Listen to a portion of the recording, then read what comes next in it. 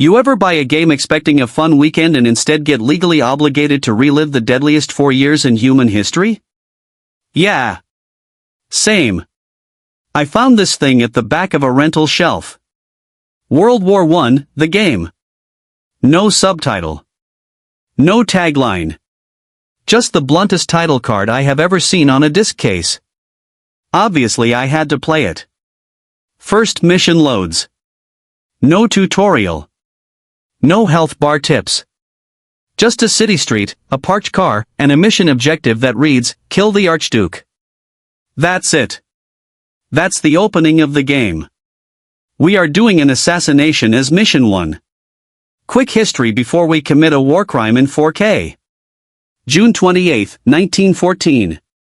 The Balkans were the most flammable region in Europe, a patchwork of cultures and religions all wanting their own independent states. Serbia had just beaten the Ottomans in Bulgaria and wanted to unite with Bosnia. Austria-Hungary, which had annexed Bosnia a few years earlier, was standing directly in the way. So a group of Bosnian nationalists decided the cleanest solution was killing Archduke Franz Ferdinand, heir to the Austro-Hungarian throne, and a man whose reform plans might have actually made the Balkans calm down instead of exploding. The actual historical assassination attempt was, and I cannot stress this enough, a disaster. First bomb misses, bounces off the car. The guy who threw it swallows cyanide that's too old to work and jumps in a river that's too dry to drown in. The Archduke, having survived an actual bombing, decides the smart move is to keep touring the city that just tried to kill him. The driver takes a wrong turn. Someone yells to reverse. The car stops, by sheer geographic bad luck, directly in front of assassin number 2 Gavrilo Princip, who was just standing there. We didn't even have to aim. Mission 1, complete in about 4 seconds. Disc 2 pops out. 1 level per disc.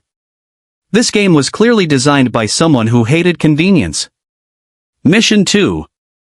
Now we actually have to talk about how one assassination turned into a planet-wide bloodbath, because the alliance system that kicked in next is the reason this stopped being a regional issue. Austria-Hungary declares war on Serbia. Russia's Serbia's Slavic, Orthodox ally, jumps in. Germany, ally to Austria-Hungary, declares war on Russia and France for good measure. The dominoes are already falling and we are 4 days into July. Germany's plan to knock out France quickly was the Schlieffen Plan: walk through Belgium, avoid France's fortified border, win fast. Belgium said no. Germany went anyway. Britain, having promised to defend Belgian neutrality, entered the war. For 1 month, Germany steamrolls through Belgium and northern France. Then they hit a wall at the Battle of the Marne, get pushed back, and dig in along the River Aisne. That digging in moment is the exact second trench warfare was born. Both sides then try to outflank each other toward the coast, and in doing so accidentally dig a 400-mile trench line from the North Sea to the Swiss border. Neither side intended to create the most infamous defensive line in military history. They just kept running out of room to flank and kept digging instead. Here's what actually happened in those trenches, because the game does not explain this part with any tact whatsoever. Step 1, artillery bombardment, sometimes for hours, often accomplishing nothing except giving thousands of men permanent psychological trauma we now call PTSD but at the time had no name for at all. Step 2, the whistle. Officers send soldiers over the top across no man's land, sometimes 200 meters of open ground between machine gun nests that the artillery usually failed to destroy. Step 3, even on the rare occasion an attack succeeded, the enemy would already have dug a second trench behind the first.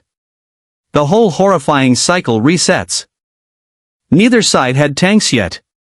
Neither side had precision air support. The cost of every single attack was almost always higher than what it gained. And when commanders realized sending their own 18-year-olds into machine gun fire wasn't sustainable, they came up with a different plan: import other countries' 18-year-olds instead. This is the moment the war actually becomes a world war. Britain and France start pulling in over 1 million soldiers from India and hundreds of thousands more from Canada, Australia, and African colonies, treating their global empires as a resource pool that could outlast Germany indefinitely. Germany, meanwhile, gets trapped. The British Navy blockades the North Sea completely, cutting Germany off from global trade. While the Allies import meat and wheat from the Americas, Germany starts starving to the point that German scientists invent a method to chemically extract nitrogen from the air just to keep producing gunpowder. Germany's counter to the blockade: submarines. U-boats sink merchant fleets feeding the Allies, hitting anything that floats, including the passenger liner Lusitania. 128 American passengers killed. The United States is furious. Not furious enough to join yet. But the clock has started. New horrors arrive on the Western Front. Germany releases gas clouds along the trench line, a tactic that occasionally backfires when the wind shifts and blows the gas back onto German positions. Then Britain unveils something nobody on Earth has ever seen: 18 Mark I tanks rolling toward German trenches at the Battle of the Somme. Most break down before reaching the line. The ones that don't simply drive over the trenches, while German soldiers, having never seen a moving armored fortress before, panic and run. Germany eventually builds about 20 tanks of their own, which by most accounts were embarrassingly bad, so they pivot instead to anti-tank mines and anti-tank rifles. Disc 3 hits the console and something is wrong. The game does not give us a mission this time. We're standing in southern Palestine. The British have assembled a 14-1 numerical advantage over Ottoman defenders, and the system has just locked the controller. Snipers appear on every rooftop. No mission marker. No exit prompt. This isn't a glitch. Someone and something wants us trapped inside this war permanently. We use the only tool we have left, an old console exploit. These early systems can only hold so many loaded assets in memory at once. If we overload it, the system might crash and unload us along with it. We just need to wait for the right moment. While we wait, the history keeps unfolding around us whether we want it to or not. Russia's General Brusilov launches a 450-kilometer offensive, the largest Allied push of the entire war, and shatters the Austro-Hungarian lines so badly that Germany effectively takes over command of their own ally. Italy switches sides for promised Austrian territory, opening a brutal Alpine front where 11 battles are fought over the same river for years without the line moving meaningfully. The Ottoman Empire, fighting Russia, Britain, and a promised but overlapping series of post-war territorial deals to the Arabs, the Jews, the French, and themselves, suffers catastrophic losses at the Battle of Sarikamish, an entire army lost largely to freezing weather.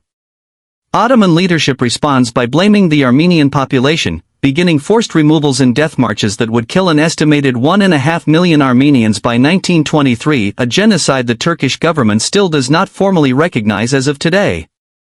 This is not a detail we're allowed to skip past for the sake of a punchline. The British and Ottomans clash in the desert outside Jerusalem, with Britain holding an overwhelming numerical advantage. The mission system stays locked. The history plays out around us regardless of whether we have a controller in hand. Russia collapses from the inside. Millions of casualties, food shortages, an incompetent monarchy, and in 8 days, a strike in Petrograd becomes a full revolution. The Tsar is gone. The new republic doesn't fix anything, the war continues, and within months Russia's government changes again, this time toward a Soviet system that immediately tries to exit the war entirely. Germany, smelling weakness, also makes one final mistake, a telegram to Mexico proposing an alliance in exchange for American territory. British intelligence intercepts it. America, already furious about U-boat attacks and increasingly worried about losing the money they'd loaned the Allies, finally enters the war. Russia's new government tries an unprecedented diplomatic strategy, declaring no war, no peace, simply walking away from the table without signing anything. Germany responds by smashing through the undefended Russian lines in 11 days, forcing a peace treaty that costs Russia a third of its population and over half its industrial capacity. Germany throws everything into one final spring offensive in 1918, trying to win in the West before American reinforcements fully arrive. They get close to Paris. They run out of supplies. They run out of food. The offensive collapses, and from that point the entire Central Powers alliance begins falling apart in sequence: Bulgaria, then the Ottoman Empire, then Austria-Hungary fractures into pieces after one final catastrophic defeat against Italy. Germany's own army mutinies. A revolution breaks out at home. On November 9th, Kaiser Wilhelm II abdicates and flees to the Netherlands.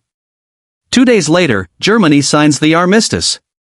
The war that started with one car taking a wrong turn down one street has killed an estimated 40 million people across 4 years.